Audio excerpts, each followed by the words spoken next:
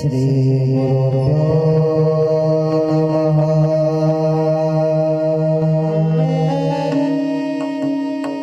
श्री माता पिता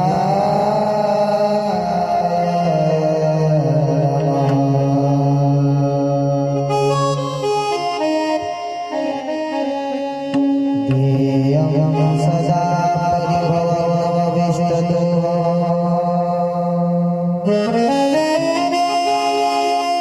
तीर्थास्पदं शिवविरचिनुतं शरणं भृत्यार्यप्रणतपालभवादिपूतं वन्दे महापुरुषते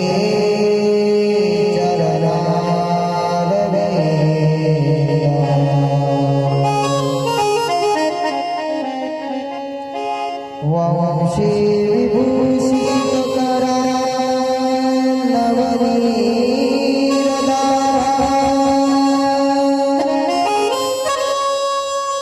पीताम्बरा दरुरबिम्बफलादरुष्टा पूर्णेन्दुसुन्दरमुखा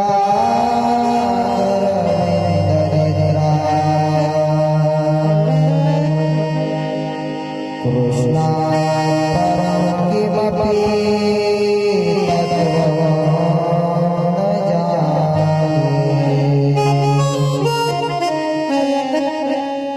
कि जय जय श्री राधा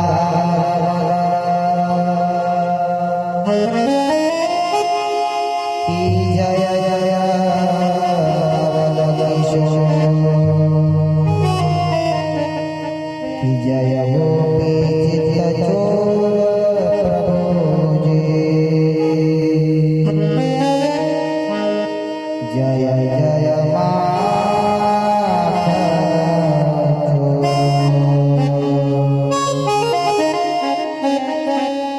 भक्ति भक्त भगवान गुरु चतुर राम वपुये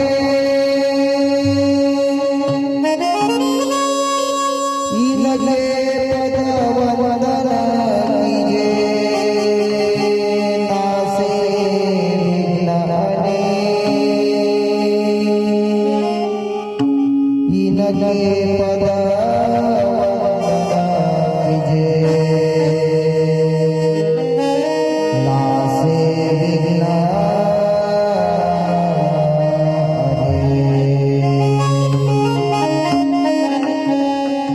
राधा मेरी स्वामिनी मैं राधे जी को दान जन्म जन्म मुझे दीजिए श्री वृंदावन को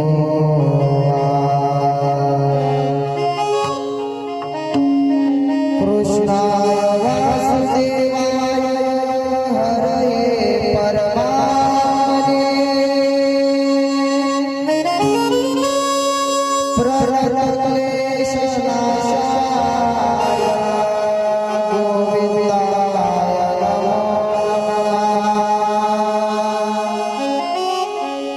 प्रणतक्लेशनाशाय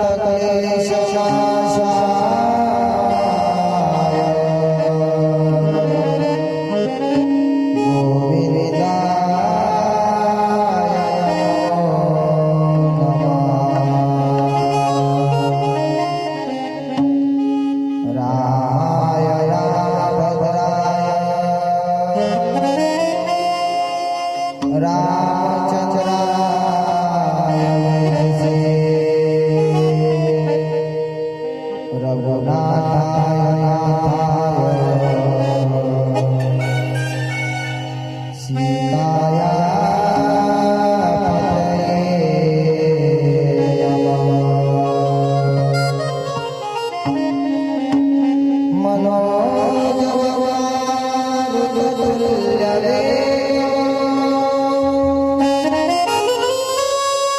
जिजे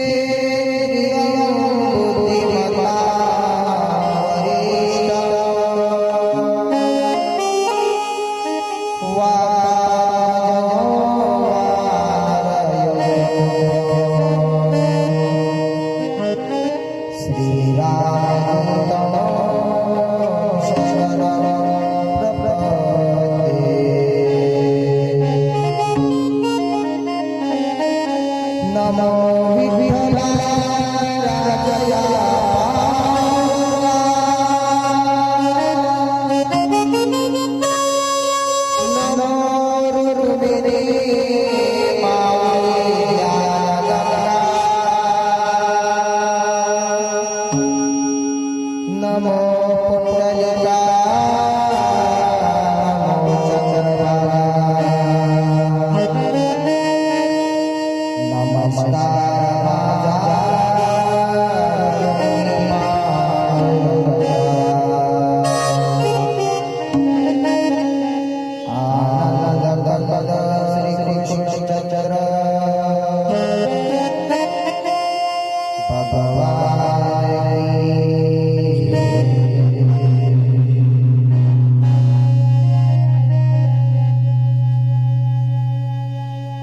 जय जय श्री राधेश्याम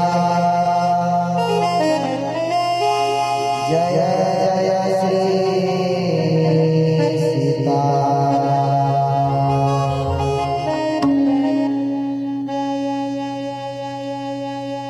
राधे कृष्णा राधे कृष्णा कृष्णा कृष्णा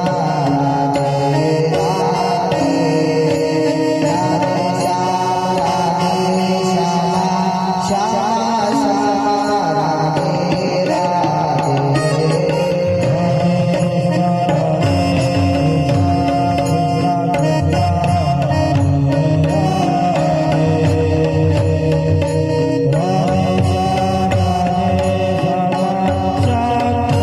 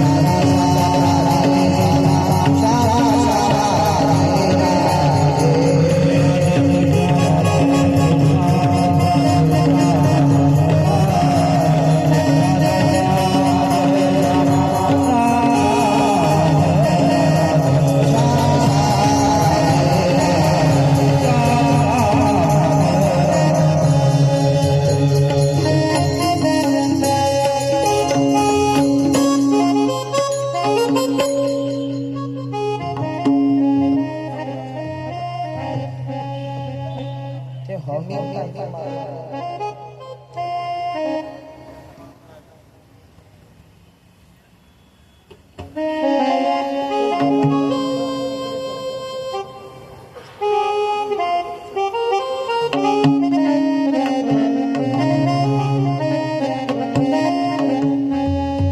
सच्चिदानंद रूपाय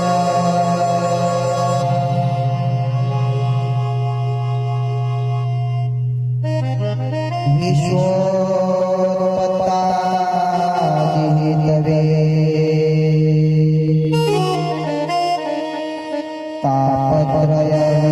तापत्रयविनाशाय श्रीकृष्णाय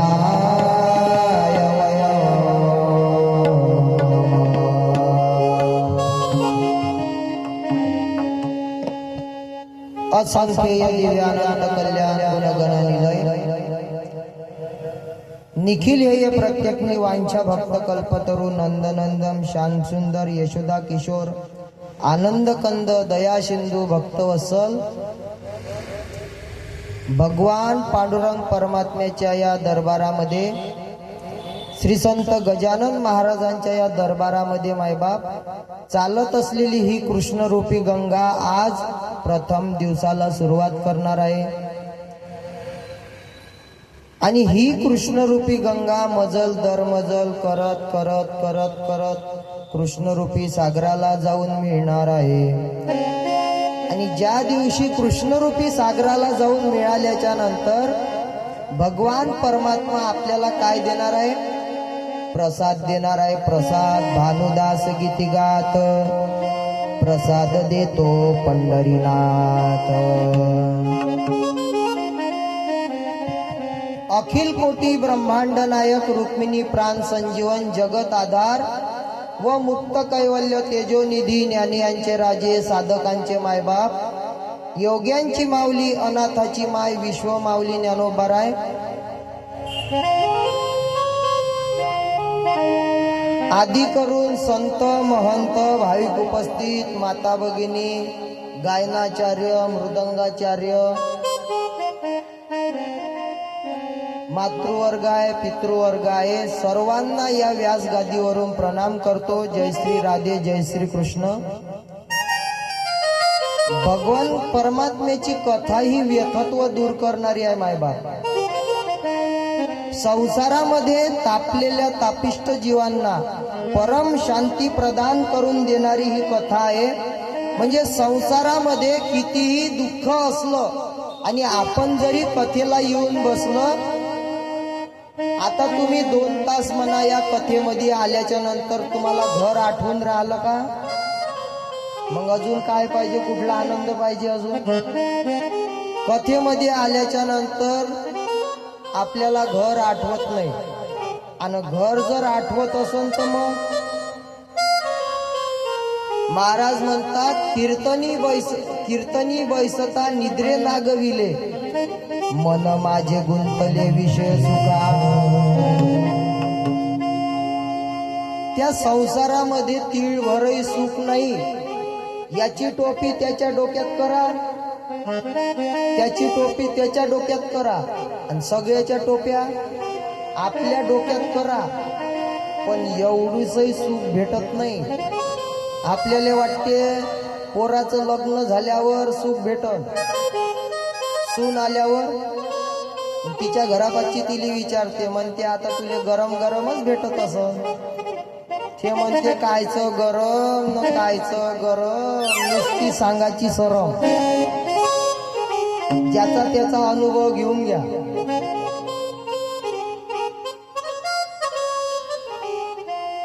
म्हणजे संसारामध्ये तापलेल्या तापिष्ट जीवांना परम शांती प्रदान करून देणारी ही कृष्णरूपी गंगा मजल दर मजल करत करत करत करत कृष्णरूपी सागराला जाऊन मिळणार आहे आज कथेचा प्रथम दिवस आहे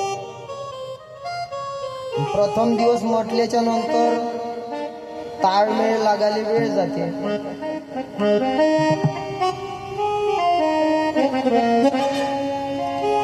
पडदे पाडून दे जाऊ द्यापासून. म्हणजे महिला मंडळ इकडे बसते आमच्या समोर. दरवर्षीचा नियम इकडे राहते त्या. आणि हे मॉनिटर आहे, हे खुर्चीवर ठेवायचे जवळजवळ, म्हणजे त्या महिला मंडळी असं समोर समोर बसते. गोपाल कृष्ण भगवान.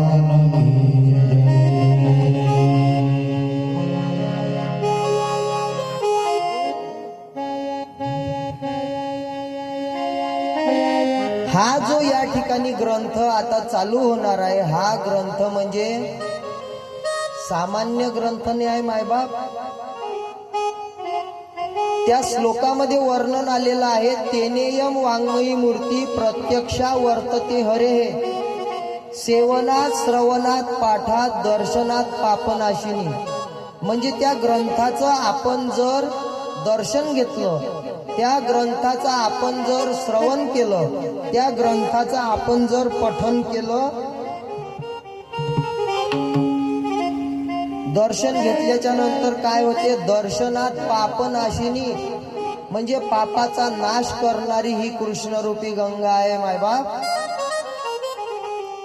जोपर्यंत या ग्रंथाचं महत्व कळणार नाही, तोपर्यंत आपल्याला भागवत काही समजणार नाही. म्हणून स्कंद पुराणाच्या अंतर्गत 6 अध्याय आले आहेत. आणि त्या 6 अध्यायामध्ये या भागवतजीचं महत्व आलेलं आहे. एखाद्या व्यक्तीचं, एखाद्या पदार्थाचं, एखाद्या वस्तूचं जोपर्यंत महत्व कळत नाही, तोपर्यंत आपल्याला काही ती वस्तू कळत. मग अगोदर या वस्तूचं, या ग्रंथाचं महत्व आलाय, म्हणजे महात्म्य आलाय. कुठलाही व्यक्ती धरा, कुठलाही माणूस धरा, जोपर्यंत त्या व्यक्तीचं महत्व कळत नाही, तोपर्यंत आपल्याला त्या व्यक्तीची जाणीवही होत नाही.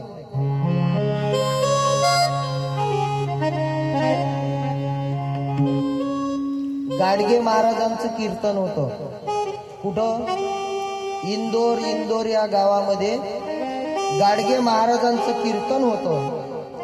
आणि गाडगे महाराज त्या गावामध्ये जाऊन पोहोचले. पण त्या गाडगे बाबाचा दररोजचा नियम कोणता होता? कोणता नियम होता? एका हातामध्ये खराटा घ्यायचे आणि दुसऱ्या हातामध्ये गाडगं घ्यायचं. म्हणून त्या बाबांना कोणतं नाव पडलं? गाडगे महाराज. आणि ते गाडगे महाराज गल्लोगल्लीतून झाडून काढायचे. आणि त्यांचा मंत्र कोणता होता? हे गोविंद गोविंद गोपाला, गोविंद गोविंद गोपाला,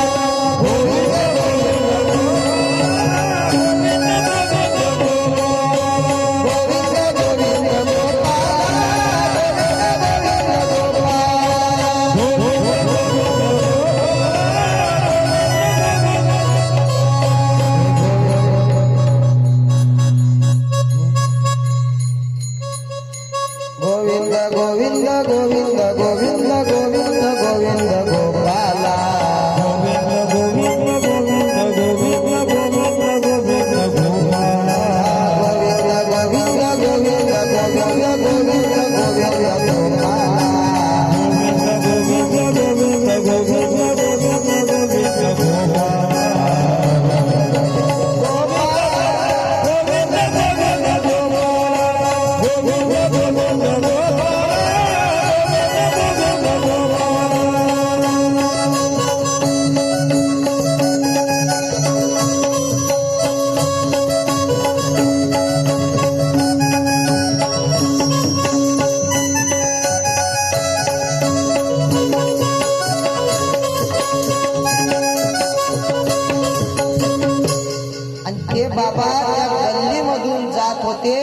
आणि त्यांचा मंत्र होता गोविंद गोविंद गोपाला, गोविंद गोविंद गोपाला,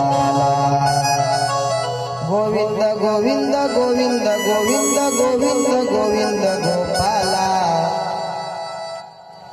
असे ते बाबा गल्लीमधून जात असताना जाता जाता जाता जाता त्या बाबाला लागली भूक.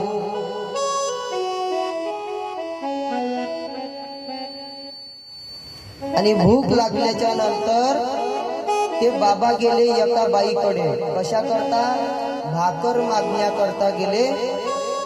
गेल्याबरोबर गाडगे महाराजांनी आवाज दिला, म्हणे मा भाकर वाढ. आणि ती बाई निघाली होती कीर्तन ऐकण्याकरता. आणि त्या कीर्तन ऐकण्याकरता देशोदेशीचे पंतप्रधान येणारे होते. कोणी बाबाले पाहाले चालले होते, कोणी कीर्तन ऐकण्याकरता चालले होते, कोणी डाळ भाजी जेवायला चालले होते. हौसे गौसे नवसे. कोणाकोणाले हाऊस राहते, कोणाकोणाले गौसे. गौसे समजते का तुम्हाला? आडनावाचे गौसे नाही, बाजी गौसे समजते तुम्हाला? हा, आकडा लावणारे. काही काही नवसे राहते, नवस करणारे. हौसे गौसे नवसे.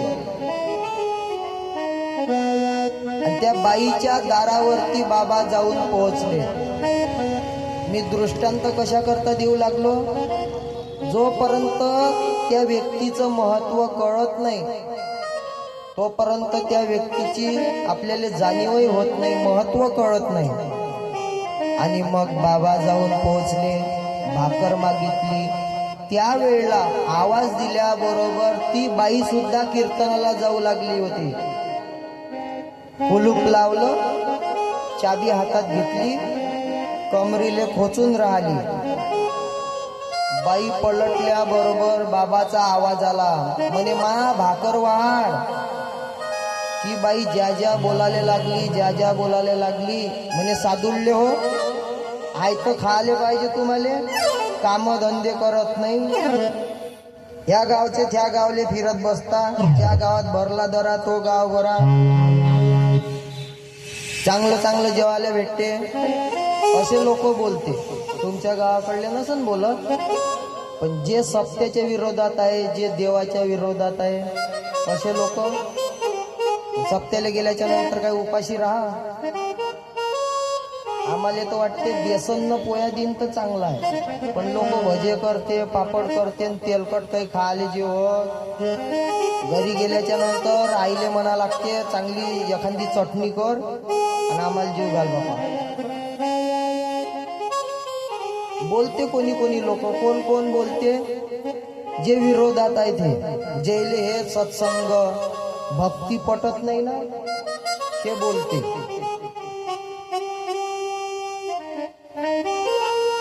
त्या बाईनं त्या गाडगे बाबांना एवढी बोलली ते बाई, म्हणे मा तू भाकर दे बरं. ती बाई बोलल्याच्या नंतर म्हणे आमच्या गावामध्ये खूप मोठ्या बाबाचं कीर्तन आहे आणि ते बाबा अमरावती जिल्ह्यातून येऊ लागले. म्हणे देशोदेशीचे पंतप्रधान येऊ लागले. म्हणे खूप गर्दी झाली असं, मी जर नंतर गेली तर मला जागा काही मिळणार. म्हणे मा ते बाबाही जिद्दी होते. म्हणे मा भाकर खाईन तर तुझ्या हातचीच खाईन. आणि असं करत असताना बाबाही जिद्दी होते, भाकर खाईन तर तुझ्या हातचीच खाईन. म्हणे जा बरं, मला कीर्तनाला जायचं आहे.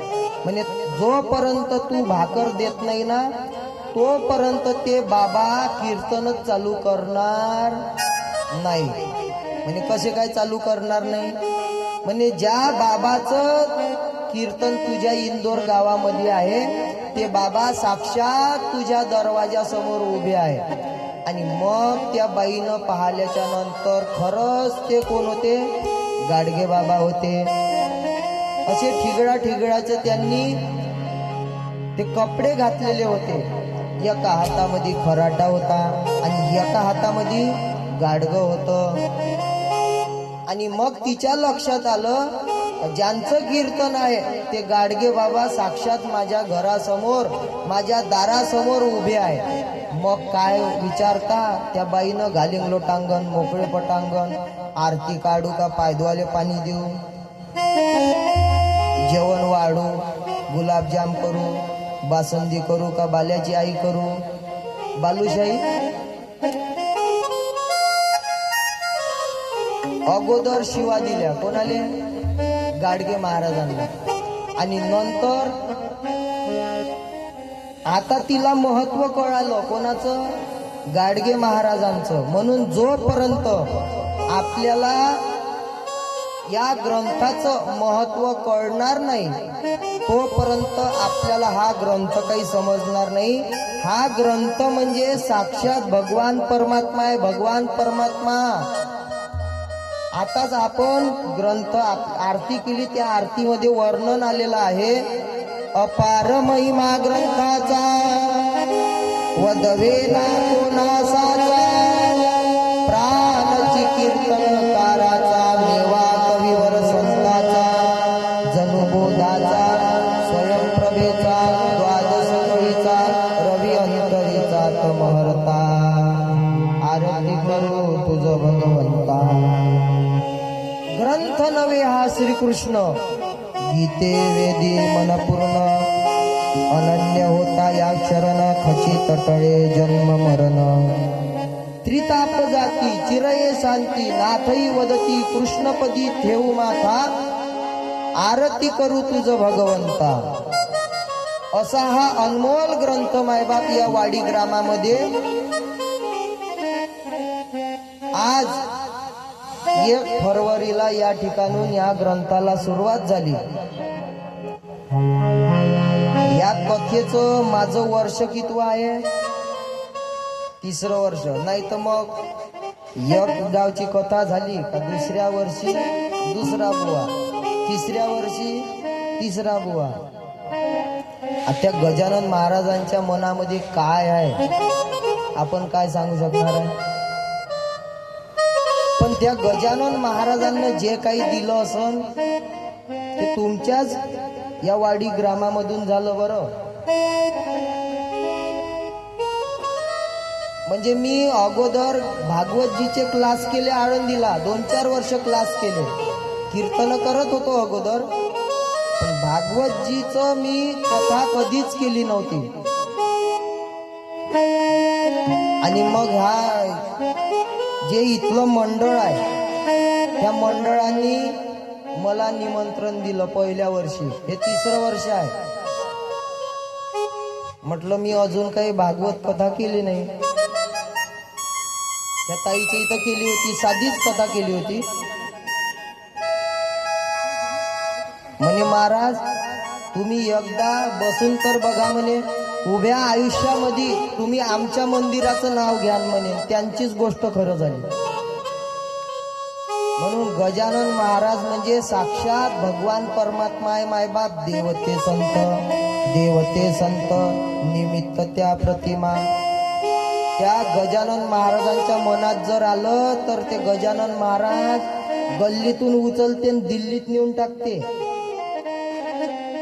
नाही तर मग कितीतरी लोक आहे गरिबीतून श्रीमंतावर गेले आणि श्रीमंतीवरून अजून गरिबीमध्ये आले. त्या भगवान परमात्म्याच्या मनात जर आलं का नाही तर तो भगवान परमात्मा काही करू शकते.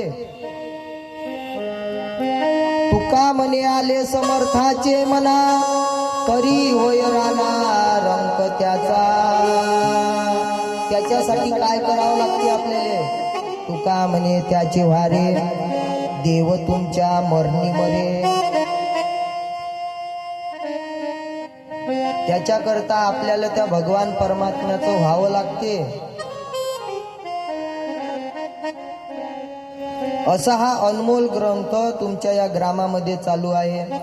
भागवतजीचा परिचय काय आहे ते म्हणजे 2 पद्धतीमध्ये आलेला आहे. एक स्वरूप महिमा आणि एक शक्ती महिमा.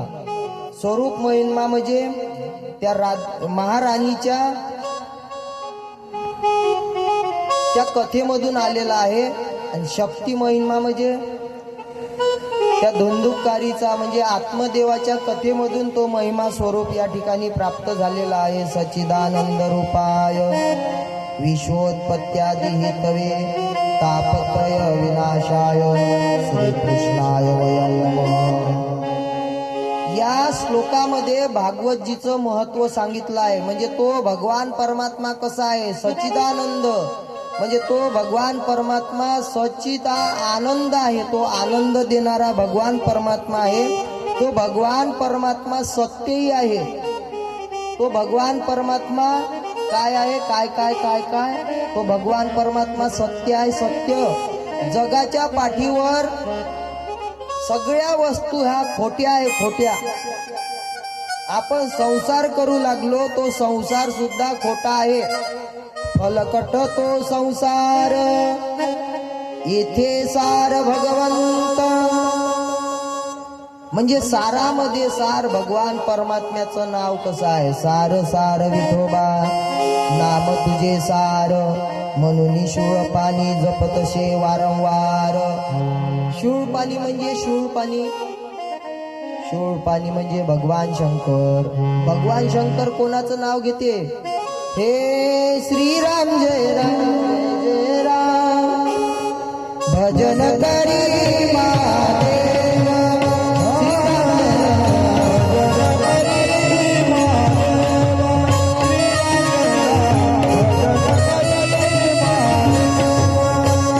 हे राम पूजे सदा शिव,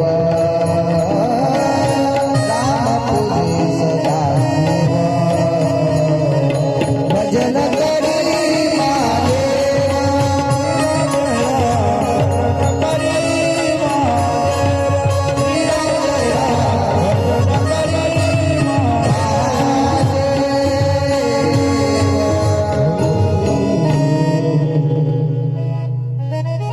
याच्यामध्ये विकोलय झाला, विको कमी करा ते.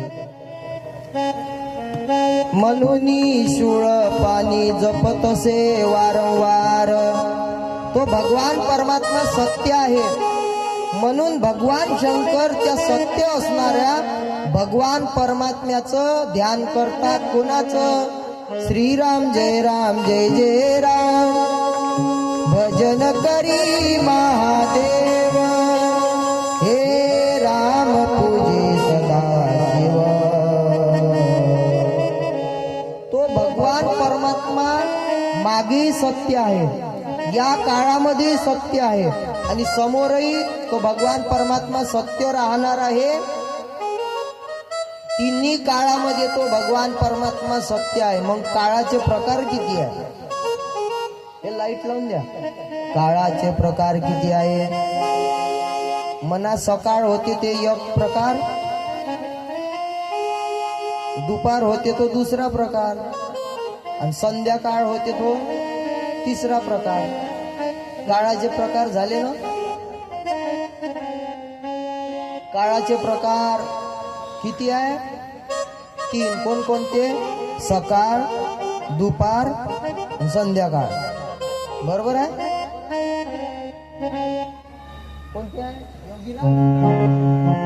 पोरांना सांगितले बा, भूतकाळ, भविष्यकाळ आणि वर्तमान काळ. म्हणजे तो भगवान परमात्मा भूतकाळामध्ये सत्य आहे, वर्तमान काळामध्ये सत्य आहे आणि भविष्य काळामध्ये सुद्धा तो भगवान परमात्मा सत्य आहे. तिन्ही काळामध्ये तो भगवान परमात्मा सत्य आहे. आणि तो भगवान परमात्मा सर्वागटी राम देहादी एक सूर्यप्रकाशक सहस्र रश्मी. तो तिन्ही काळामध्ये सत्य असणारा भगवान परमात्मा आनंद देणारा आहे. सच्चिदानंद रूपाय म्हणजे आनंद देणारा म्हणजे आनंद अद्वय नित्य निरामय जे का निज ध्येय योगियाचे. आणि तो तिन्ही तापातून तो मुक्त करतो. कोण, भगवान परमात्मा. 3 ताप म्हणजे आध्यात्मिक, आदिदैविक आणि आदिभौतिक. तिन्ही तापातून तो भगवान परमात्मा निवृत्त करतो. अशी ही कृष्णरूपी गंगा आहे मायबाप. पुढच्या श्लोकामध्ये परमहंस परिव्रजकाचार्य शुकदेवजी महाराज यांना प्रणाम केला. यम प्रव्रजंतम अनुपेतम अपेत कृत्यम द्वैपायनो विरह कातराजुआव पुत्रेति तन्मयतया तरो विनेदुस तम सर्वभूत हृदय मुनिमानतोस्मी. अशा त्या शुकदेवजी महाराजांना वंदना केलेली आहे. आणि मग सगळीकडे भगवान परमात्मा भरून उरलेला आहे. शुक्राचार्य महाराजांना प्रणाम करून मूळ कथेला प्रारंभ केला. नैमिषे सुतमासीन अभिवाद्यम महामती कथामृत रसस्वाद कुशलो शौनको ब्रवीत. पावन अशा नैमिष्या अरण्यामध्ये महामती सुतजी महाराज रोमहर्षणाचे पुत्र सुतजी महाराजांचं त्यांचं नाव आहे उग्रश्रवा नावाचे सुतजी. त्यांना उंच असा आसनावर बसवलं आणि 88,000 ऋषी आसनावर बसवल्याच्या नंतर शौनक ऋषी आदी करून 88,000 ऋषी ब्रह्मदेवाकडे गेले. आणि मग ब्रह्मदेव देवाला प्रार्थना करू लागले. म्हणे महाराज आम्हाला यज्ञ करायचा आहे आणि यज्ञ करायचा आहे म्हटल्याच्या नंतर आम्हाला पावन अशी जागा सांगा. म्हणे आम्ही कोणत्या जागेवर यज्ञ केला पाहिजे, कारण यज्ञ करायचा असन कुठली कथा करायची असन तर जागा चांगली पाहिजे. जागा जर चांगली नसन तर किती हजाराचे नाही बाजाराचे कलाकार आणा नाही तर कोणीही आणा ते कथा काही रंगत. म्हणजे आम्हाला यज्ञ करायचा आहे, पावन अशी चांगली जागा द्या आम्हाला जागा यज्ञ करण्याकरता. आणि मग ब्रह्मदेवानी मनरूपी चक्र काढलं आणि ती मनरूपी चक्र गर गर गर गर गर गर गर गर गर गर गर फिरत गेलं. आणि ते चक्र दणकन एका निमिषामध्ये ज्या ठिकाणी पडलं तिथून चक्रतीर्थ निर्माण झालं. कोणते तीर्थ? चक्रतीर्थ निर्माण झालं. आणि त्या चक्रतीर्थाला निमिषामध्ये थांबलं ज्या ठिकाणी ते चक्र, त्याला नाव कोणतं पडलं? नैमिष्य अरण्य. आणि त्या नैमिष्य अरण्यामध्ये यज्ञ करायला लागले. उग्रश्रवा नावाचे सुतजी तेथे आले आणि त्यांना उंच आसनावर बसून सुतजींना महामतीम असणारे सुतजी त्यांना उंच आसनावर बसवलं आणि त्यांना काही प्रश्न विचारले. म्हणे तुम्ही महामतीम आहे. महामतीम मतीचे 2-3 प्रकार आहे, कुमती, सुमती, मंदमती आणि महामती. कुमती म्हणजे दुसराचं वाईट करते त्याला काय म्हणते? कुमती. दुसऱ्याची दाढी जळाली तरी चालन पण आपली बिडी पेटली पाहिजे त्याला काय म्हणते? कुमती. काही काही मंदमती राहते. काही काहींची मती म्हणजे सुमती राहते, चांगली बुद्धी राहते. पण सुतजी महाराज महामतीमाय महामती. आणि अशा पावन अशा नैमिष्य अरण्यामध्ये ते यज्ञ करायला लागले. आणि त्या सुतांना काही शौनकांनी मोठ्या आनंदाने काही प्रश्न विचारले. अज्ञानधांत विध्वंस कोटी सूर्य समप्रभ सुताख्यायी कथा सारम मम कर्ण रसायनम. म्हणे आमच्या अंतःकरणामध्ये कोट्यावधी अंधकार झालेला आहे आणि तुमच्या जवळ कोट्यावधी सूर्यप्रकाश आहे. मग त्या कोट्यावधी सूर्याचा सूर्यप्रकाश तुमच्या जवळ आहे. त्या किरणामधला एक किरण आमच्या अंतःकरण पटलावर टाका जेणेकरून आमची अंतःकरण वृत्ती शुद्धी होईल. हेही आम्हाला सांगा. आणि वैष्णव लोक जे आहे ते वैष्णव लोक मोहमायेपासून कसे निवृत्त होतात हे आम्हाला सांगा. मोहमाया म्हणजे माया कायले म्हणते? नाही जे नाही त्याले दाखवते त्याले काय म्हणते? माया. माया व्यक्तीवर जर प्रेम केलं तर मोह निर्माण होते, आहे की नाही वेदांत महाराज? वस्तूवर प्रेम केलं तर आसक्ती निर्माण होते, आणि भगवान परमात्म्यावर जर प्रेम केलं तर भक्ती निर्माण होते. मग हे त्यांनी प्रश्न विचारले, म्हणे वैष्णव लोक मोह मायेपासून कसे निवृत्त होतात, मुक्त होतात, हे आम्हाला सांगा. आणि या घोर कलियुगामध्ये जगातील लोक बहुधा आसुरी स्वभावाचे झालेले आहे, तिन्ही तापांनी पौडलेले आहे. मग यांच्या उद्धाराचा काही आम्हाला मार्गही सांगा. आणि मग त्यांनी शाश्वत साधन सांगायला लागले. रोमहर्षणाचे पुत्र सुज्जी या गोष्टी ऐकून गदगद झाले. आता प्रश्न चांगले विचारले पाहिजे, तर लोक कोणतीही प्रश्न विचारते, काय प्रश्न विचारण त्याचं काही सांगता येत नाही. महाराज लोक दिसले का असं कहून असन, तसं कहून असन, हे कहून असं झालं असन, ते कहून तसं झालं असन. सांगा म्हणे महाराज, तुम्ही म्हणता म्हणे हनुमंताने लंका जाळली, कोणाची? रावणाची. जाळी आली लंका, धन्य धन्य म्हणे तुका. प्रश्नही कोणती विचारले पाहिजे ना? सांगा म्हणे महाराज, रावणाची लंका हनुमानजीनं जाळली. लंकाची आपल्या रावणाची लंका कशाची होती? सोन्याची. म्हणजे एवढ्या मोठं सोन्याचं पाणी झालं नसन का? ते सोन्याचं पाणी गेलं कुठं म्हणे लंका जळाली तर? म्हटलं समुद्र लागून होता, त्या समुद्रामध्ये त्या सोन्याचं पाणी गेलं होतं. आता काय सांगणार आहे? लोकही प्रश्न कोणते विचारण काही सांगता येत नाही. योगीराज महाराज तुम्हाला विचारते का टिक्का लावल्यावर? प्रश्न विचारते की नाही? कोणकोणते प्रश्न विचारते? टिक्का काऊन लावता,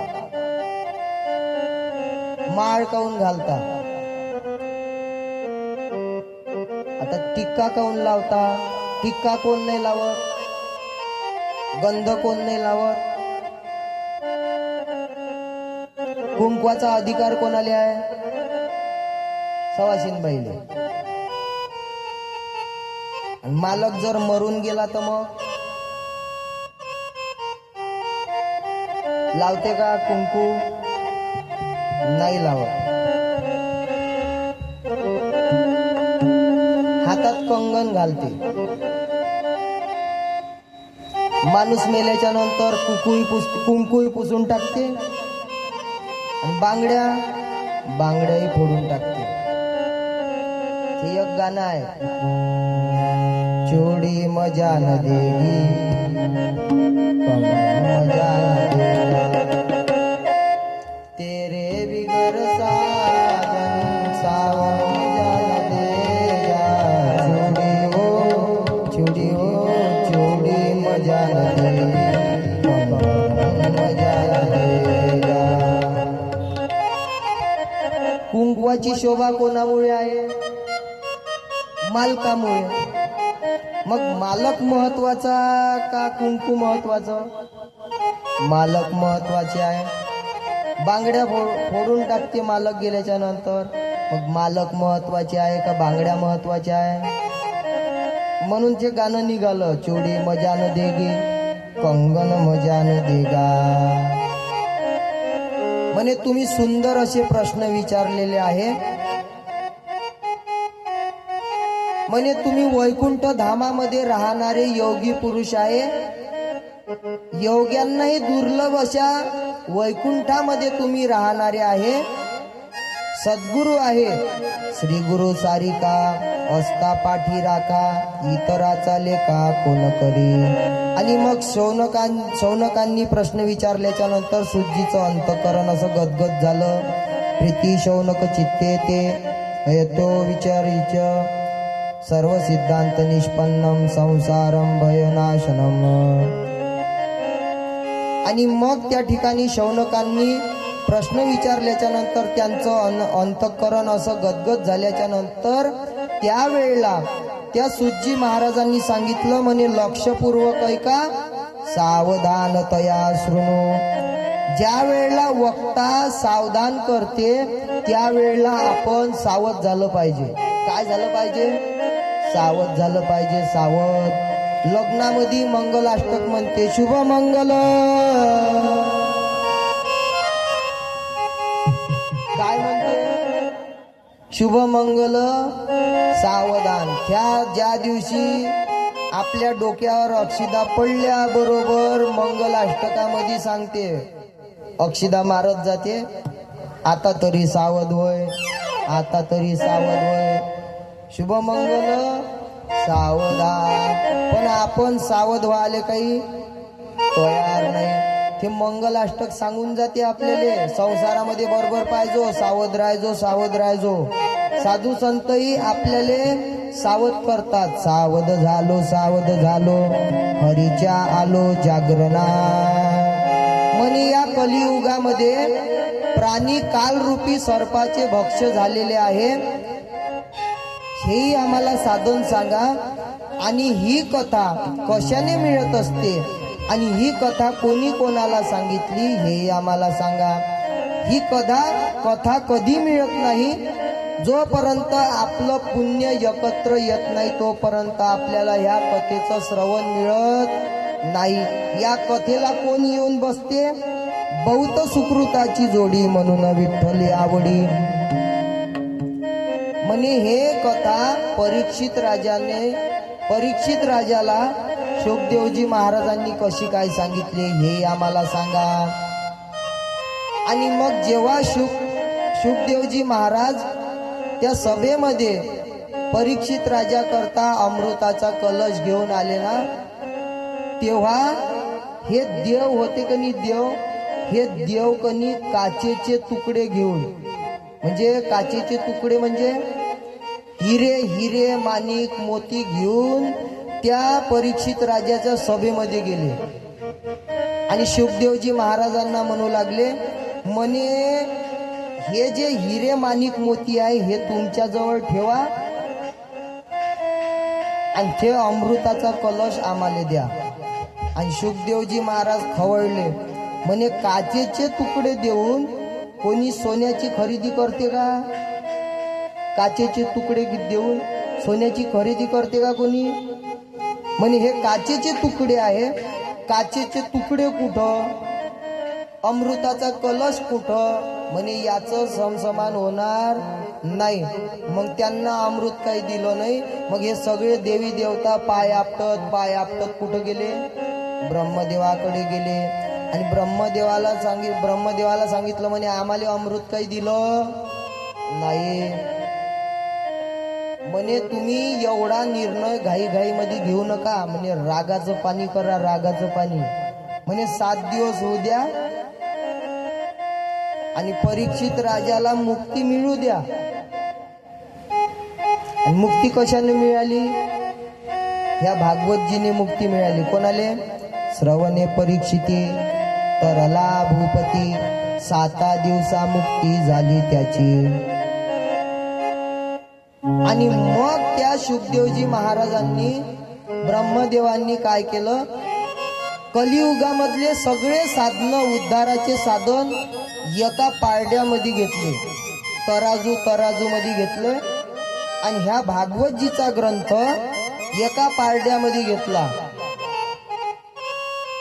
आणि मग घेतल्याच्या नंतर एक पारडं जे होतं ते पारडं असं भारी भरलं.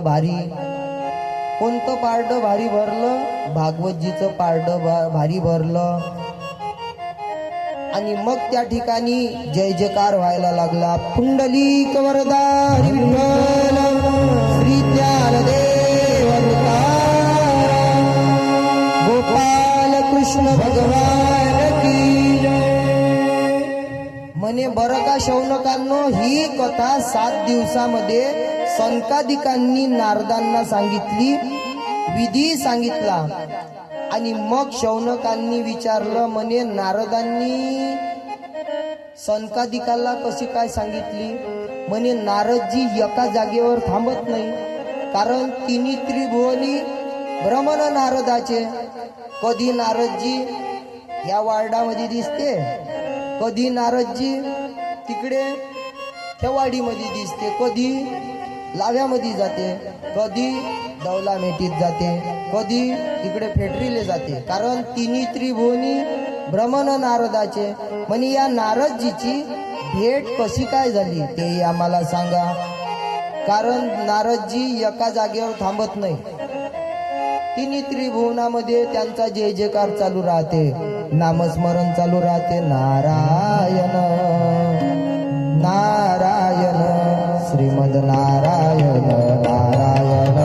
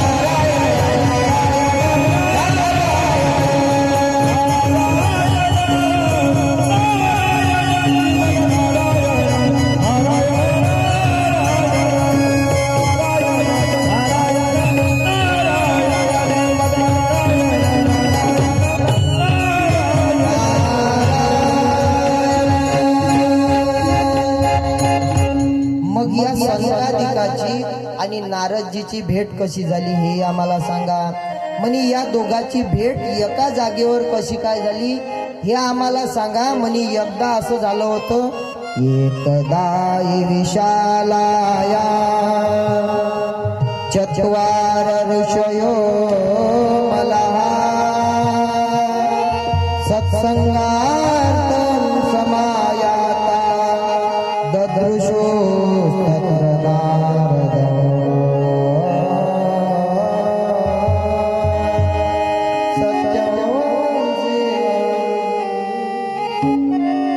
म्हणे एकदा विशालपूर नगरीमध्ये, म्हणजे विशालपूर नगरी म्हणजे बद्रीनाथ आणि या ठिकाणी चारही भावंड सनक, सनातन, सनंदन आणि सनत कुमार हे चारही भावंड भजन करत होते, कथा सांगत होते. एक जण कथा सांगत होते तर 3 जण ऐकत होते. असं करता करता करता सनकादिकाचं लक्ष नारदजीवर जाऊन पोहोचलं.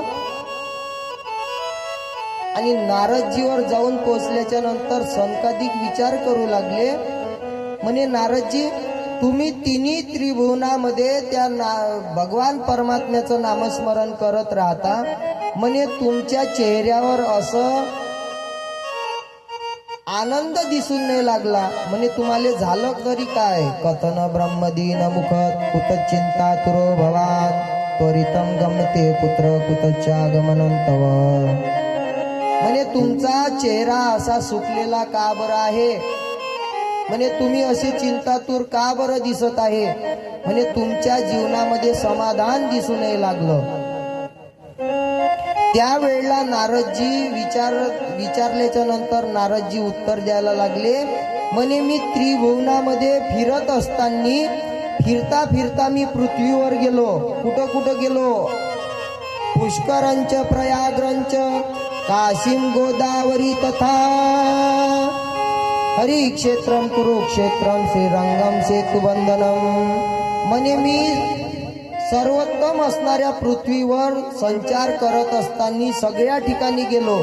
कुठं कुठं गेलो? पुष्करला गेलो, प्रयागला गेलो, काशीला गेलो, गोदावरीला गेलो, हरिद्वारला गेलो, कुरुक्षेत्र केलं, श्रीरंग केलं, रामेश्वर केलं, इत्यादी अनेक तीर्थावर मी संचार करत करत गेलो.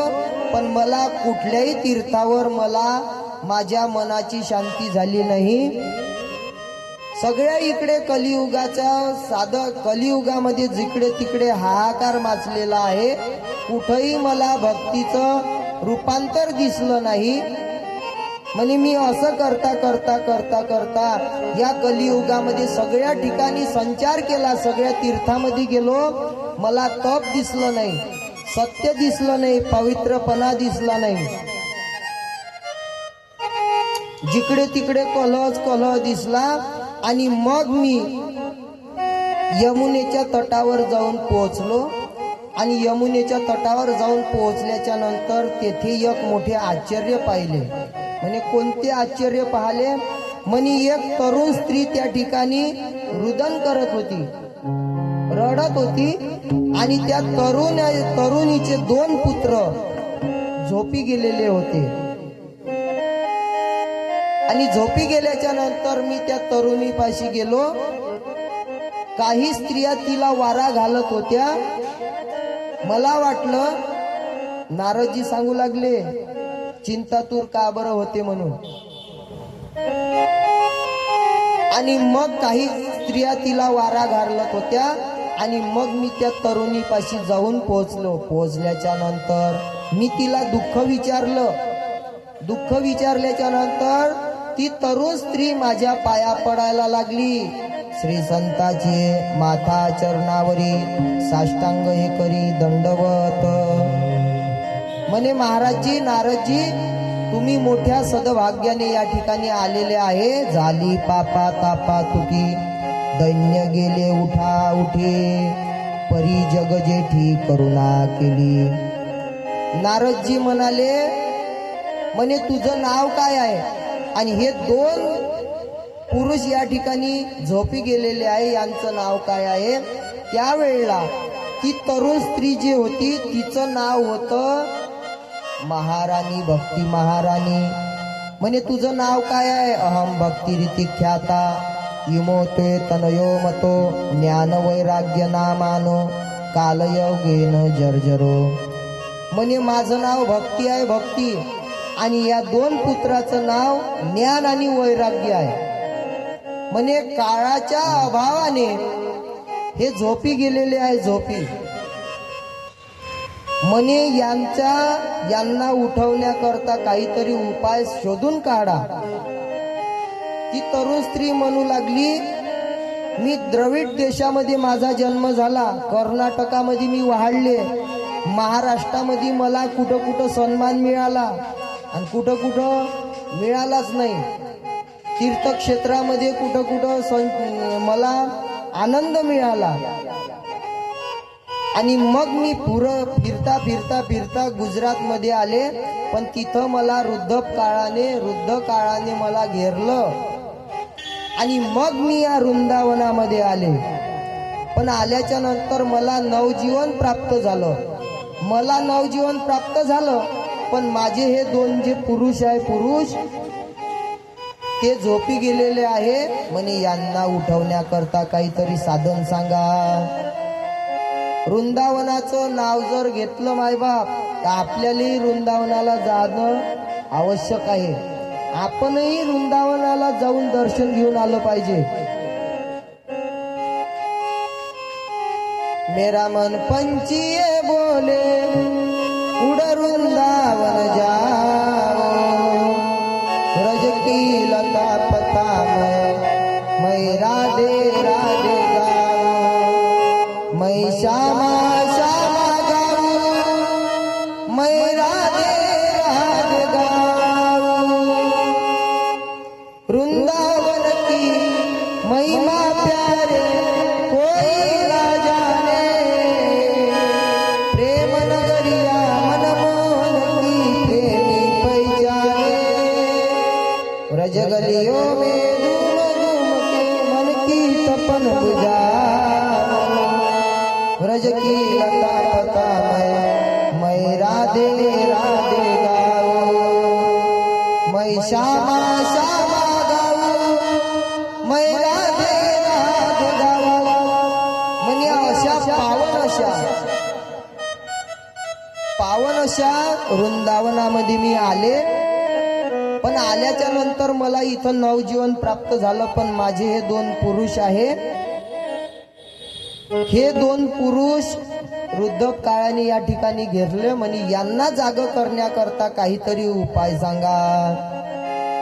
आणि मग नारदजी उद्धाराचं साधन म्हणजे त्यांना जाग करण्याकरता जिकडे तिकडे साधू संताला साधन विचारू लागले. पुसावेसी हेची वाटे, जे जे भेटे तयासी, देव कृपा करील मज, काय लाज राखेल. नारदजी त्यांच्या कानाजवळ गेले आणि कानाजवळ गेल्याच्या नंतर त्यांच्या कानामध्ये वेद वेदांत म्हटले, हरिपाठ म्हटला, वेद वेदांत घोषच, गीता पाठे मुहुर्मुहुर. म्हणजे गीतेचा पाठ केला, वेद वेदांत म्हटला. पण तरीही त्यांना जाग आली, पण ते जांभई देत तसे झोपी गेले. आणि मग त्या ठिकाणी नारदजी म्हणाले, भक्ती महाराणी, मी यांना जाग करण्याचा उपाय शोधून काढतो. आणि मग नारदजी त्या ठिकाणून निघाले आणि निघाल्याच्या नंतर विचार करू लागले. म्हणे आता मला या गोष्टीवरचा उपाय कोण सांगल. मग त्या ठिकाणी एक आकाशवाणी झाली आणि आकाशवाणीनं सांगितलं, म्हणे मुनिवर्य, तुम्ही खेद करू नका, तुमचे प्रयत्न निश्चितपणे सफल होतील. पण तुम्ही एक सत्कार्य करा आणि ते सत्कार्य तुम्हाला संत सांगतील. असं आकाशवाणीनं सांगितलं गुप्त रूपाने. पण नारदजी विचार करू लागले, सत्कर्म कोणतं आणि ते तुम्हाला संत सांगतील. ते संत कोणते, नावही सांगितलं नाही संताचं आणि संत सत्कर्माचं ठिकाणही सांगितलं नाही. मग नारदजीनं निश्चय केला, मी तप करीन तप. आणि मग नारदजीनं तप केलं आणि तप केल्याच्या नंतर त्यांच्या समोर कोट्यावधी सूर्याच्या सारखे अत्यंत तेजस्वी संकादिक मुनी तिथं दिसले. आणि संकादिक मुनींना त्यांनी नमस्कार केला. श्री संताची माता चरणावरी साष्टांग करी दंडवत. आणि नारदजी म्हणाले, माझ्या सद्भाग्याने तुमचं दर्शन लाभलेलं आहे, भेट झालेली आहे. म्हणे मला त्या ज्ञान आणि वैराग्यांना जाग करण्याकरता काही उपाय सांगा. म्हणे तुम्ही वैकुंठ धामामध्ये राहता, असे परम असणारे परम गुरु आहे तुम्ही, मला उद्धाराचं साधन सांगा. त्यावेळेला मग नारदजी म्हणू लागले, उद्धाराचं साधन सांगा, उद्धाराचं साधन सांगा. त्यावेळेला त्या संकादिकांनी सांगितलं, म्हणे त्यांच्या जवळ भागवताचं श्रवण करा, भागवतजीचं पठन करा. नारदजी विचार करू लागले, म्हणे मी वेद वेदांत म्हटला, गीतेचा पाठ केला, हरिपाठ म्हटला, तरी त्यांना जाग आली नाही. थोडी जाग आली, पण जांभळी देत अजून ते झोपी गेले. आणि ह्या भागवतजीच्या कथेनं काय होणार आहे. वेद म्हटला तरी काही झालं नाही, ते झोपेतून उठले नाही. आणि ह्या भागवतजीच्या कथेनं त्यांना पुष्टी येणार आहे का, ते झोपेतून जागे होणार आहे का. आणि त्या शौनकांनी संकादिकांनी सांगितलं, म्हणे तुम्ही करून तर बघा कथा. आणि मग त्या ठिकाणी मग कथा व्हायला लागली. आणि कथेचा पहिला दिवस संपला. पहिला दिवस संपल्याच्या नंतर कथा ऐकण्याकरता हरिद्वार जवळ आनंद नावाचा एक घाट आहे. त्या घाटावर अत्यंत रमणीय ठिकाण आहे. त्या रमणीय ठिकाणावर ती कथा व्हायला लागली. आणि ते कथा होत असताना जय जयकार व्हायला लागला. जय शब्द नम शब्द शंख शब्द तथैवच चूर्ण लाजा प्रसूनामा निक्षेप सुमहानुभो. सदाशिव्या सदाशिव्या श्रीमद भागवती कथा. अशी ती कथा व्हायला लागली आणि त्या कथेमध्ये कितीतरी ऋषीजन येऊन बसले. भृगुर वशिष्ठ चौवनश्च गौतम मेधा तिथिर देवल देवरातो रामस्तथा गादीसुतस्य शाकलो नृपमुंड पुत्रात्र पलाद. भृगु ऋषी आले, वशिष्ठ आले, चवन ऋषी आले, गौतम ऋषी आले, मेधातिथी, देवल देवरातो, परशुराम, विश्वामित्र, शाकल, मार्कंडेय, दत्तात्रय, पिपलाद, योगेश्वर, व्यास, पराशर, छायासुख असे अनेक प्रकारे त्या ठिकाणी ऋषी येऊन बसले. आणि बसल्याच्या नंतर कथा पूर्ण व्हायला लागली.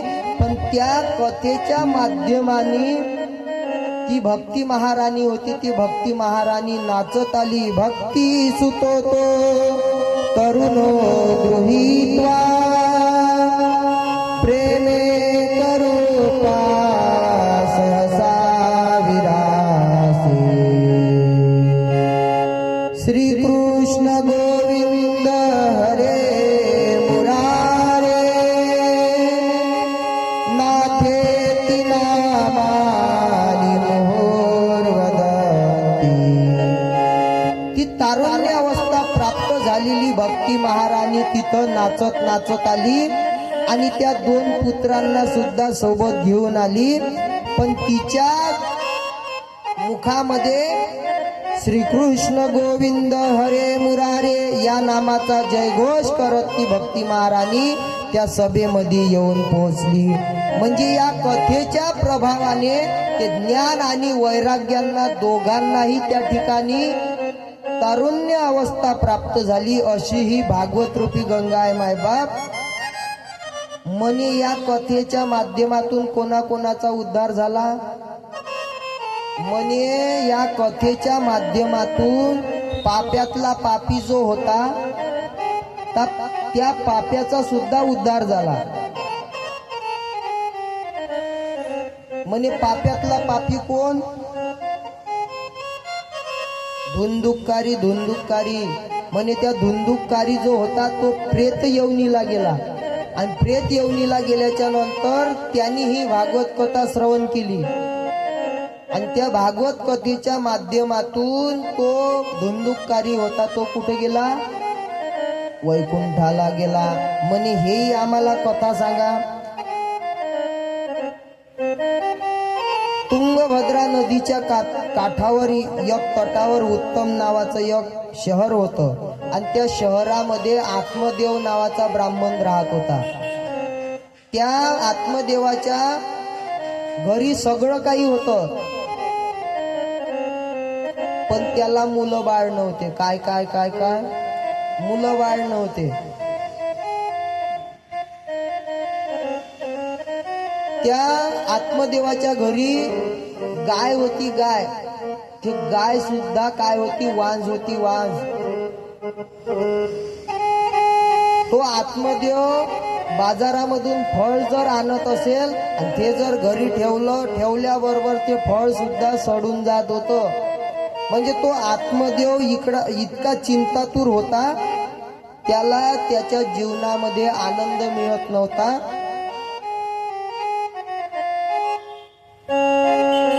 कारण त्याची पत्नी सुद्धा उलट्या डोक्याची होती. पत्नी उलट्या डोक्याची. तिले जर म्हटलं कर्ण वांग्याची भाजी हे करे बेसन. तिले जर म्हटलं कर्ण आलू आपलं गुलाबजामुन हे काय करे बासुंदी करे. उलट्या डोक्याची. सगळं काही राहू द्या जीवनामध्ये पण बंडीचे चाक जर दोन्ही चांगले असन तर बंडी बरोबर चालते. आता आम्हाला अजून अनुभव याचा आहे. अजून आम्ही गोसाईच आहे. एकदाच्या का अक्षिदा पडल्या शुभमंगल सावधान झालं. वानखडे महाराज आता कशी भेटते ना काय भेटते. चांगली भेटली तर बरं होईल आणि अवदसा भेटली तर मग झालं काम. आम्ही घरी जाव आणि तिनं म्हणावं आलं बाबा माईचं कीर्तन.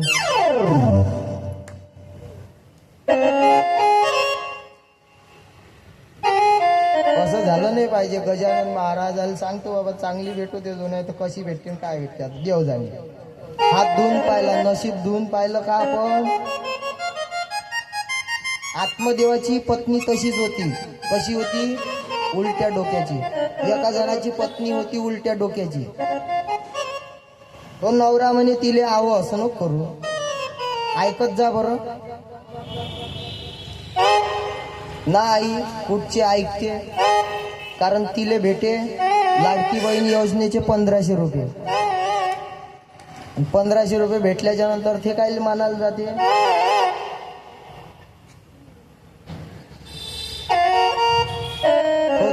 दररोज थकून जाय तिले सांगू आव असं नको करू, आव तसं नको करू. ते काही ऐके नाही. एक दिवस काय झालं, त्याची बायको होती उलट्या खोपड्याची. ती गेली धुणं धुवाले कुठं? नदीवर गेल्याच्या नंतर तिले जर असं जर म्हटलं आव तसं नको करू, हे अलबत करे. आव असं नको करू, हे अजून डबल तशीच करे. ती गेली धुणं धुवाले नदीवर. गेल्याच्या नंतर ह्याही गेला तिच्याच माग. म्हणे पाहिजो बरं काठावर धुणं धुजो. ते धुणं धुवाले कुठे गेली? पाण्यामध्ये, अर्ध्या पुरामध्ये धुणं धुवाले गेली. पाहता काय माझ्याकडे गेली ना वाहून. ते दुसऱ्या दिवशी लोक पाहायला लागले. बायको वाहिली कुठं? नदीच्या पुरामध्ये वाहिली. ते नदी वाहे पूर्वेकडे आणि लोक पाहे पश्चिमेकडे. मी गेलो तिथं. गेल्याच्या नंतर म्हटलं का हो काय झालं? म्हणे बायको वाहून गेली यांची. म्हटलं नदी तर पूर्वेकडे वाहते, तुम्ही इकडे का पश्चिमेकडे काऊन पाहू लागले? म्हणे ती उलट्या खोपड्याची होती, ते तिकडे वाहत नाही जाणार, इकडे जाईन म्हणे वाहत. तशीच आत्मदेवाची पत्नी सुद्धा क्रूर होती. क्रूर स्वभावाची होती. दररोज भांडणं आणत होती. आणि मग हा आत्मदेव जो होता, तो आत्मदेव आपल्या घराचा त्याग केला आणि एका अरण्यामध्ये जाऊन बसला. वडाच्या झाडाखाली बसल्याच्या नंतर तिथं एक नदी होती. त्या नदीचं आचमन केलं आणि तो आत्मदेव नावाचा ब्राह्मण रडायला लागला. रडता त्या आत्मदेवाच्या जवळ एक संन्यासी आला. संन्यासी आल्याच्या नंतर म्हणे आत्मदेवा तू का बरं रडत आहे? आत्मदेवानी नमस्कार केला. नमस्कार केल्याच्या नंतर म्हणे तू का बरं रडत आहे? बरं रडण्याचं कारण सांग. त्यावेळेला आत्मदेव सांगू लागला. म्हणे महाराज मला सर्व काही सुन वाटत आहे. मी अतिशय चिंताग्रस्त असलेला हा आत्मदेव आहे. म्हणे माझ्या संसारामध्ये तीळभरही सुख नाही. म्हणे मला पत्नी चांगली भेटली नाही. माझ्या घरी मुलं बाळही नाही. गाईला सुद्धा वासरू नाही. झाड होतं झाड फळाचं, त्या झाडाला फळही लागत नाही. फुलं जर आणले तर फुलं सुद्धा सुकून जाते. फळ जर आणलं ते फळ सुद्धा सडून जाते. म्हणे माझ्या घरामध्ये मला तीळभरही सुख नाही. म्हणे महाराज मी या तटावरती, नदीच्या काठावरती मी आता जीव देण्याकरता आलेलो आहे. आणि त्या संन्याशानं म्हटलं म्हणे आत्महत्या करणं बरं नाही. बरं म्हणे संसारामध्ये किती काही करा, संसारामध्ये सुख मिळत नाही. आपण मगाशीच पाहू गेलो, संसारामध्ये सुख मिळत नाही. म्हणे संसाराची आसक्ती तू कमी कर बरं. म्हणे तू जीव देऊ नको, आत्महत्या करू नको. नाही म्हणे महाराज मला माझ्या घरी मुलं बाळ पाहिजे. मग संन्याशानं लावले डोळे. डोळे लावल्याच्या नंतर संन्याशाच्या लक्षात आलं म्हणे हा या जन्माकरता रडत आहे, मुलं बाळ नाही म्हणून. पण याला 7 जन्म पुत्र प्राप्ती नाही.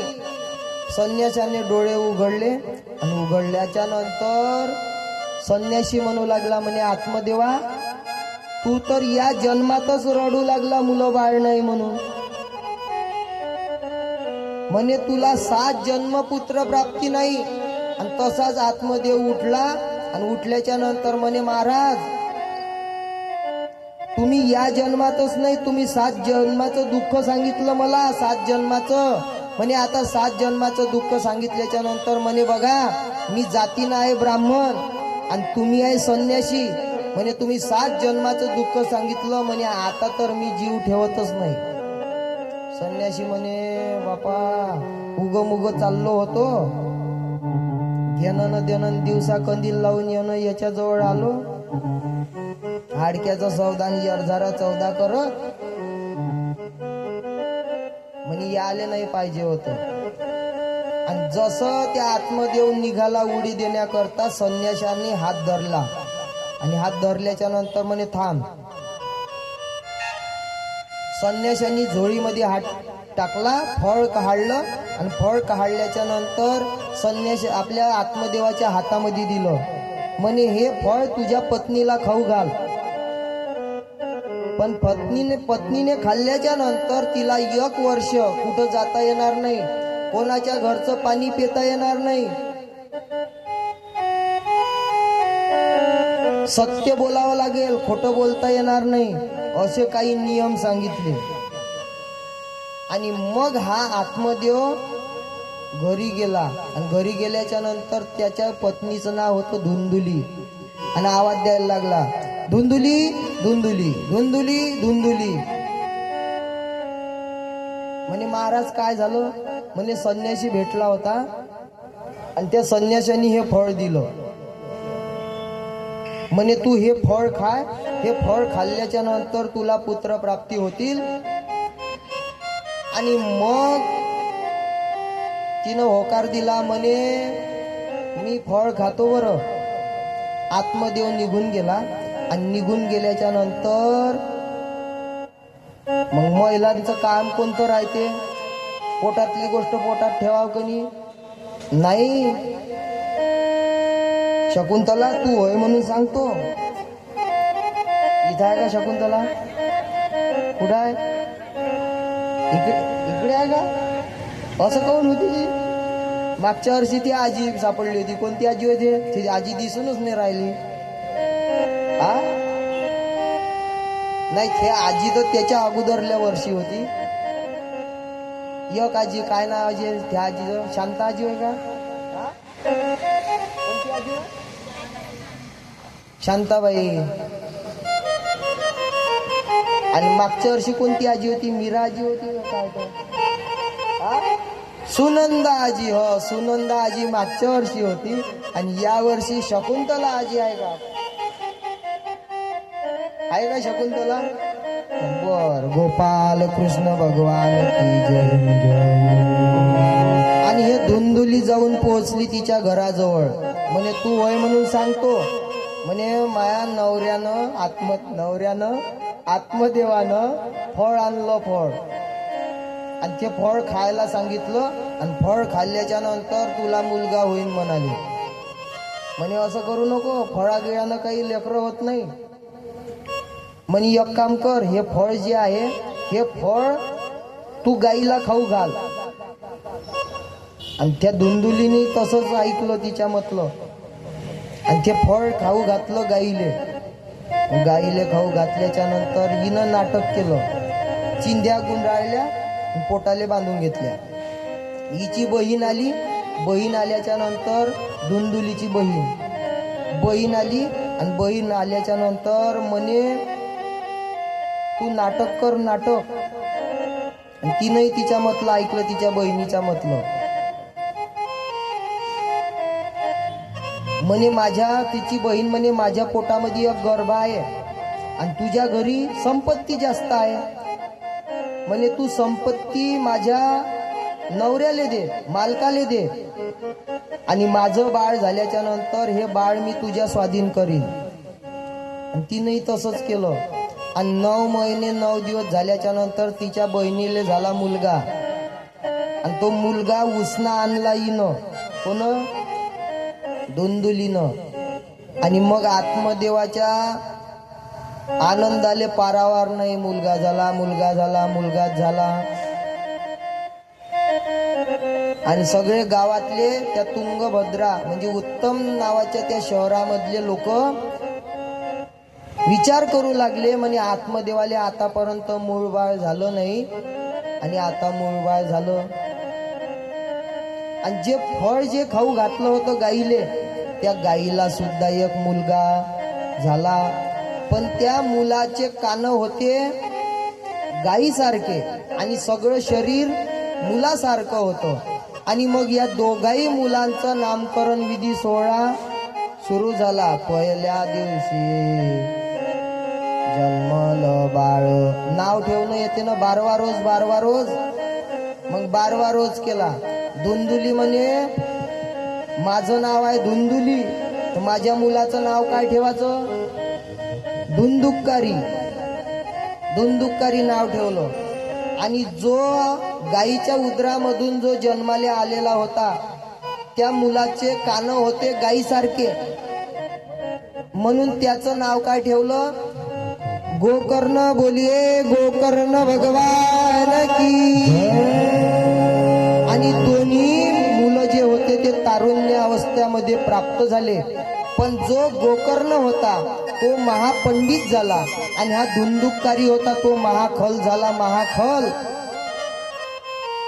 त्या धुंदुककारीने एक दिवस आपल्या वडिलाले लात मारली. लात मारल्याच्या नंतर तो आत्मदेव नावाचा ब्राह्मण ओक्साबोक्षी रडायला लागला आणि गोकर्णजी जवळ गेला. आणि गोकर्णजी जवळ गेल्याच्या नंतर गोकर्णजीने त्या आत्मदेवाला उपदेश केला. म्हणे बाबा, या संसारामध्ये कोणी सुखी नाही. आपल्याला वाटते हा सुखी आहे, तो सुखी आहे, तो सुखी आहे, पण या जगामध्ये कोणी सुखी नाही. जो देखे सो. कबीर महाराज म्हणतात, सो दुखिया बाबा सुखिया कोई नहीं. जो देखे सो दुखिया बाबा सुखिया कोई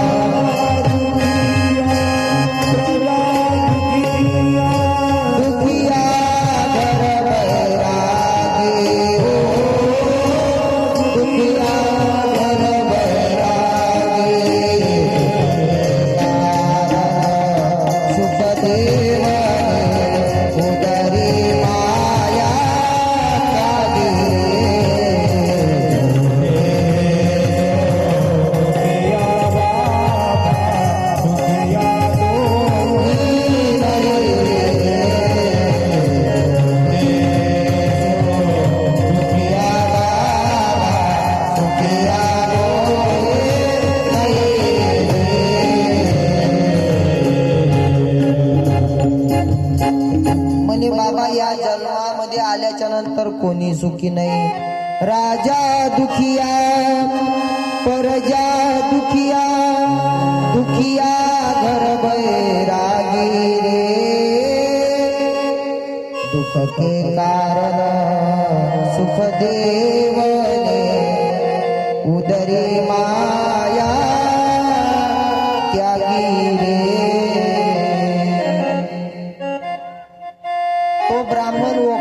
दिवशी रडाले लागल्याच्या नंतर म्हणे बाबा, कोण कोणाचा या जगामध्ये पुत्र आपला नाही, पत्नी आपली नाही, नातेवाईक आपले नाही. त्यावेळेला गोकर्णजी म्हणू लागले, म्हणे या जगामध्ये कोणी कोणाचं नाही. आपण गजेंद्राच्या कथेमध्ये बघणार आहे. आणि मग त्या ठिकाणी आत्मदेव म्हणू लागला, म्हणे आता मी कोठे जाऊ? क्वतिष्ठामी क्व गच्छामी को मे दुःख व्यपोहे. म्हणे आता मी कुठं जाऊ?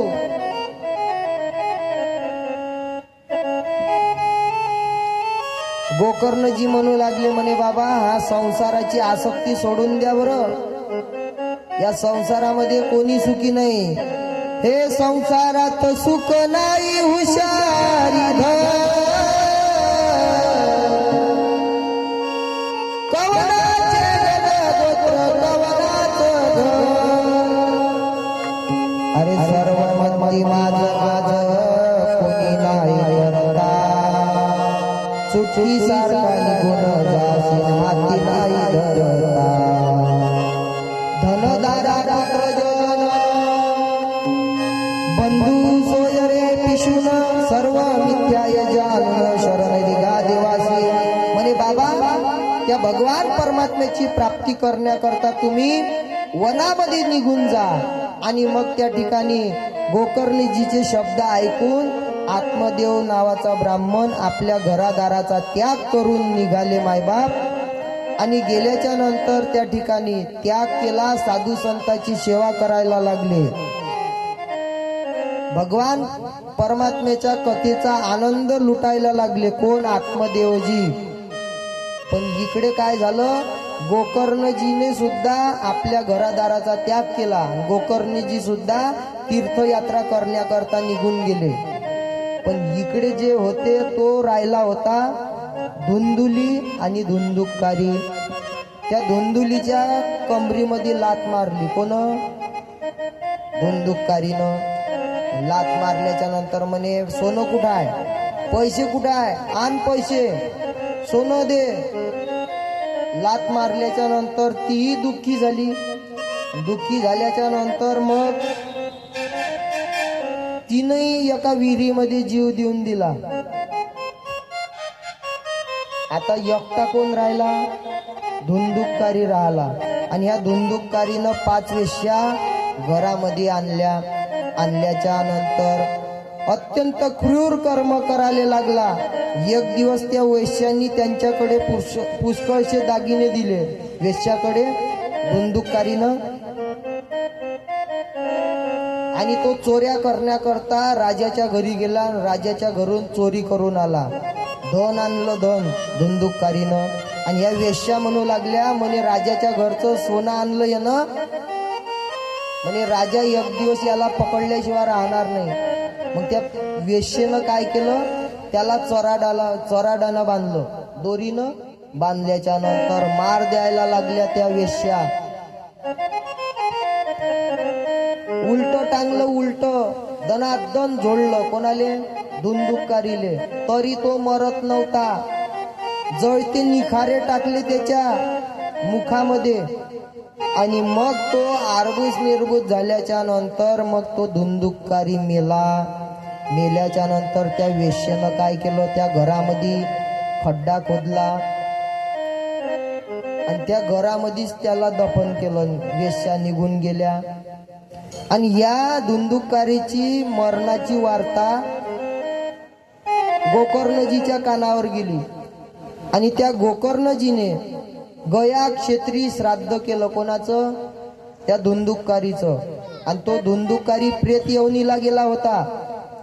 कारण आत्महत्या झाली होती त्याची. दुसऱ्यानं मारलं म्हणजे आत्महत्या झाली.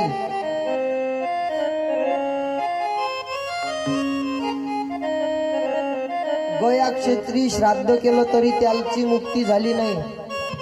मग फिरता फिरता फिरता फिरता गोकर्णजी आपल्या घरी आले. आणि आल्याच्या नंतर गोकर्णजी झोपले. झोपल्याच्या नंतर अकराळ विक्राळ रूप दाखवायला लागला तो धुंदुककारी. कधी बोकड होत होता, कधी हत्ती होत होता, तर कधी उंट होत होता. वेगवेगळे रूप दाखवायला लागले. मग गोकर्णजीनं पाणी ओंजळीमध्ये घेतलं, अभिमंत्रित केलं आणि त्या प्रेतावर शिंपडल्याबरोबर तो धुंदुककारी मूळ रूपामध्ये आला. आल्याच्या नंतर म्हणे तू कोण आहे? म्हणे दादा मी तुझा भाऊ आहे. भाऊ मी जातीनं ब्राह्मण होतो बरं, पण मी 5 वेश्या आणल्या, आपल्या आईलाही मारलं, बाबा निघून गेले, तुम्ही सुद्धा निघून गेले. 5 वेश्येने मला मारलं आणि मारल्याच्या नंतर मी प्रेत योनीला आलेलो आहे. म्हणे मला मुक्त करण्यासाठी काहीतरी उपाय सांगा. आणि मग त्या ठिकाणी त्या गोकर्णजीने सकाळी पूर्ण वृत्तांत त्या उत्तम शहरामधल्या लोकांना सांगितला, पण त्याच्या मुक्तीचा उपाय कोणी सांगितला नाही. मग गोकर्णजीने सूर्याची आराधना केली. सूर्यदेवाने सांगितलं म्हणे भागवताचं पठण करा. आणि भागवताचं पठण चालू झालं. पहिल्या दिवसाची कथा झाली. तो धुंदुककारी होता, तो एका 7 कांड्याच्या बांबू मध्ये जाऊन बसला. पहिल्या दिवसाची कथा झाली. पहिली गाठ फुटली. दुसऱ्या दिवसाची कथा झाली. दुसरी गाठ फुटली. अशा 6, 3, 4, 5, 6, 7 गाठी फुटल्याच्या नंतर 7ही दिवस त्या धुंदुककारीने एका जागेवर राहून चिंतन मनन करून एकाग्र चित्ताने भागवताची कथा श्रवण केली. आणि श्रवण केल्याच्या नंतर तो धुंदुककारी होता, तो धुंदुककारी मुक्त झाला, मायबाप मुक्त झाला. आणि त्याला नेण्याकरता भगवान परमात्म्याचे दूत आले, दूत.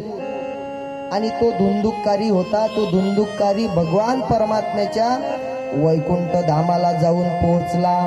अशी ही भागवत रूपी गंगा मायबाप, म्हणजे पाप्यातला पापी जरी असला, धन्य भागवती वार्ता प्रेत पीडा विनाशिनी सत्ता होपी तथा धन्या कृष्ण लोक फलप्रद.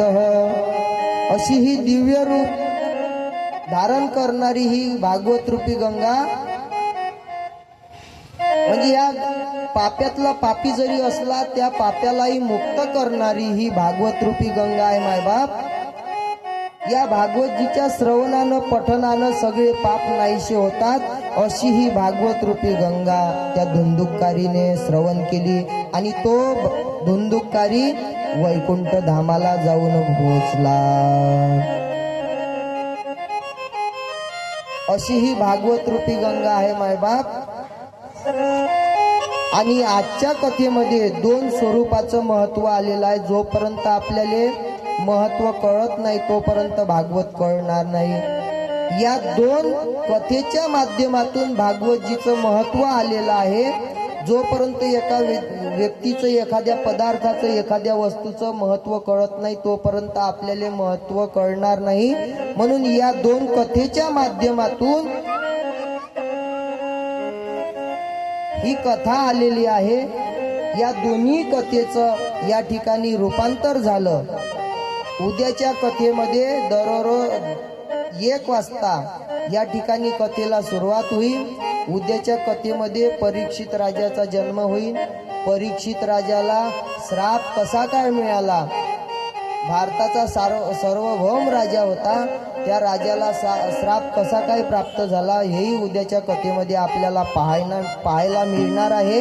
आजची कथा याच ठिकाणी विराम देत आहे. आणि एक काम करा, आता तुम्ही आपल्या गावामध्ये सांगा म्हणा मागच्याच वर्षीचे महाराज आहे, म्हणजे एक एक एक एक वाढले पाहिजे ना. आणि उद्यापासून इकडे बसायचं. ऊन जरी आली पाहू, तसं ऊन तर येईनच म्हणा इकडून. उद्या पडदे खाली पाडून द्यायचे, तुम्ही इकडून बसायचं. तशी म्हणा तुमचीच संख्या जास्त राहते दरवर्षी. पुरुष वर्ग राहते म्हणून पुरुष वर्ग इकडे बसायचं आणि महिला मंडळी इकडे बसायचं. आणि तुम्ही हे मॉनिटर कनी इथं ठेव जा, म्हणजे असे दूर नका ठेव जा, खुर्चीवर ठेव जा, म्हणजे आम्हाला ऐकू येईन बरोबर. उद्या ते महाराज येणार आहे का? सुरज भाऊ येते का उद्या? बर. म्हणून झालेली सेवा पहिल्या दिवसाची भागवत रूपी सेवा या ठिकाणी विराम देतो.